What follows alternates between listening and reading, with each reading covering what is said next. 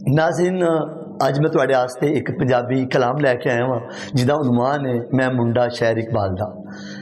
एक वक्त सी जदों मैं बिल्कुल यंग सा और उदों मैं नगमा लिखिया सी पंजाबी दा जिहड़ा तुहाडी खिदमत पेश कर रहा। मैं मुंडा शहर इकबाल दा, मैं मुंडा शहर इकबाल दा, इत्थे कोई ना मेरे नाल दा, नहीं नगरी एदी जोड़ दी, हर बंदा हुनर कमाल दा।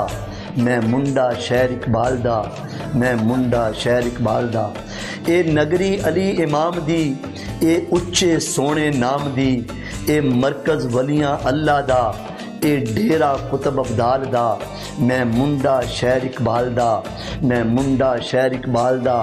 इत्थे दानश्वर ने जम दे, इत्थे सारे लोकी कम दे, इत्थे दानश्वर ने जम दे, इत्थे सारे लोकी कम दे, जिदा लोया सारे मन दे, जिथे नाए फैज़ इकबाल दा।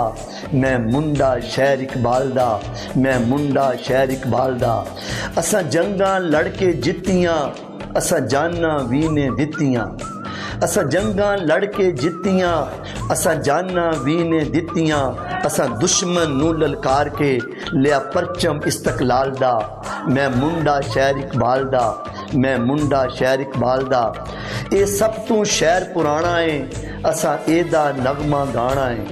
ये सब तू शहर पुराना है, असां एदा नगमा गाना है। इत्थे हर कोई कौमी हीरो है, फिर हीरो बड़े कमाल दा। मैं मुंडा शहर इकबाल दा, मैं मुंडा शहर इकबाल दा।